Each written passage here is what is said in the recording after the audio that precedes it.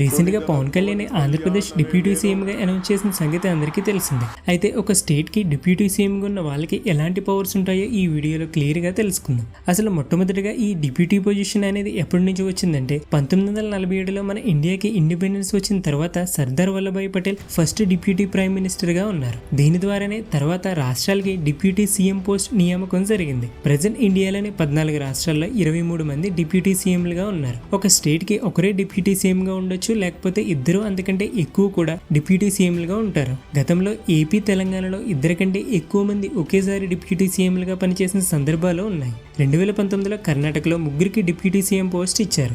ఏపీలోని జగన్మోహన్ రెడ్డి కేబినెట్ లో 5 డిప్యూటీ సీఎంలుగా ఉండేవారు. ఆంధ్రప్రదేశ్ తెలంగాణ విడిపోయిన తర్వాత చంద్రబాబు గవర్నమెంట్ లో నిమ్మకాయల చినరాజప్ప, కేఈ కృష్ణమూర్తి డిప్యూటీ సీఎంలుగా ఉన్నారు. తెలంగాణలో కేసీఆర్ గవర్నమెంట్ ఉన్నప్పుడు మహమ్మద్ అలీ, రాజయ్య, కడియం శ్రీహరి ఉప ముఖ్యమంత్రులుగా ఉండేవారు. ప్రజెంట్ తెలంగాణలో రేవంత్ రెడ్డి దగ్గర బట్టి విక్రమార్క డిప్యూటీ సీఎం గా ఉన్నారు. అయితే సీఎంలుగా పనిచేసిన వాళ్ళ తర్వాత మళ్ళీ డిప్యూటీ సీఎంలుగా పనిచేసిన సందర్భాలు కూడా ఉన్నాయి. ఉత్తరప్రదేశ్ లోని 1979లో రామ్ నరేష్ యాదవ్ సీఎం గా పనిచేసి తర్వాత డిప్యూటీ సీఎం గా చేశారు. అలానే ఈ మధ్యకాలంలోనే మహారాష్ట్రకి సీఎం గా పనిచేసిన దేవేంద్ర ఫడ్నవీస్ తర్వాత డిప్యూటీ సీఎం అయ్యారు. ఇది ఇలా ఉంటే జూన్ 12న మీరు అబ్జర్వ్ చేస్తుంటే పవన్ కళ్యాణ్ ఉప ముఖ్యమంత్రిగా ప్రమాణ స్వీకారం చేయలేదు. ఆంధ్రప్రదేశ్ రాష్ట్రానికి మంత్రిగానే ప్రమాణ స్వీకారం చేశారు. ఇలా ఎందుకు చేశారంటే భారత రాజ్యాంగంలో కేంద్ర రాష్ట్ర ప్రభుత్వాలను ఎవరు నడపాలనేది క్లియర్ గా రాశారు. అందులో స్టేట్ గవర్నమెంట్ అయితే సీఎం, సెంట్రల్ గవర్నమెంట్ అయితే పీఎం ఉంటారని చెప్పారు. వీళ్ళ అండర్లో మంత్రులు పనిచేస్తారని పేర్కొన్నారు. కానీ ఉప ప్రధానమంత్రి, ఉప ముఖ్యమంత్రి గురించి రాజ్యాంగంలో రాయలేదు. అంటే డిప్యూటీ సీఎం కానీ డిప్యూటీ పీఎం పోస్టులు రాజ్యాంగంలో లేవు, కానీ రాజకీయ పరంగా ఉన్నాయి.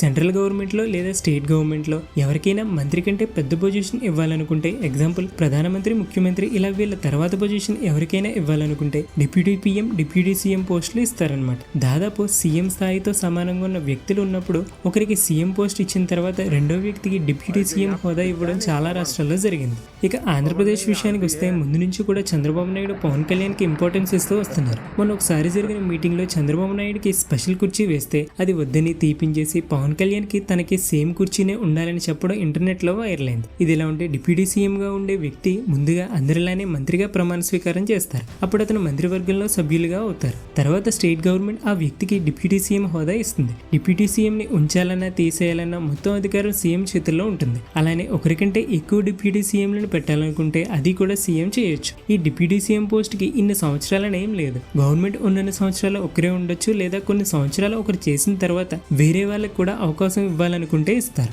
అయితే డిప్యూటీ సీఎం కి ఎలాంటి పవర్స్ ఉంటాయో ఇప్పుడు చూద్దాం. నార్మల్ గా క్యాబినెట్ మినిస్టర్ కి ఎలాంటి పవర్స్ ఉంటాయో డిప్యూటీ సీఎం కూడా ఉంటాయి. కాకపోతే రూలింగ్ లో డిప్యూటీ సీఎం కి ఇంపార్టెన్స్ ఎక్కువగా ఉంటుంది. ఏదైనా గవర్నమెంట్ నోటీసులు కానీ అనౌన్స్మెంట్స్ వాటిల్లో సీఎం పేరు తర్వాత డిప్యూటీ సీఎం పేరే వేస్తారు. గవర్నమెంట్ ప్రోగ్రామ్స్ జరిగేటప్పుడు కొత్తగా ప్రాజెక్ట్స్ ఏమైనా ఓపెనింగ్ కి శిలాఫలకాలపైన సీఎం తర్వాత డిప్యూటీ సీఎం ఉంటారు. మీటింగ్స్ జరిగినప్పుడు సీఎం పక్కనే కూర్చునేలా డిప్యూటీ సీఎం సీటింగ్ ఉంటుంది. ఓవరాల్ గా సీఎం తర్వాత ప్లేస్ మంత్రుల కంటే ముందు ప్లేస్ డిప్యూటీ సీఎం కి ఉంటుంది. స్టేట్ కి సీఎం ఫస్ట్ పొజిషన్ అనుకుంటే డిప్యూటీ సీఎం సెకండ్ పొజిషన్ అనమాట. అలానే పవర్స్ అనేవి మెయిన్ గా డిప్యూటీ సీఎం కి ఏమేం శాఖలు ఇచ్చారనే వాటిపై ఆధారపడతాయి. డిప్యూటీ సీఎం పవన్ కళ్యాణ్ గారికి Panchayati Raj, rural development, rural water supply, environment, forest, science and technology శాఖలు ఇచ్చారు. ఏపీ ఎలక్షన్ రిజల్ట్స్ తర్వాత పవన్ కళ్యాణ్ ఒక ఇంటర్వ్యూలో మాట్లాడుతూ తనకి పొల్యూషన్ తగ్గించాలని ఉందని, ఎన్విరాన్మెంట్ సైడ్ పనిచేయడం ఇష్టమని అన్నారు. పవన్ కళ్యాణ్ పనిచేయాలనుకున్న శాఖలే వచ్చాయి. అటు డిప్యూటీ సీఎం గానే కాకుండా కీలక శాఖలకు మంత్రిగా పవన్ పనిచేయబోతున్నారు. ఇక పవన్ కళ్యాణ్ కి హై ప్రొఫైల్ సెక్యూరిటీ ఉండబోతుందని తెలుస్తుంది.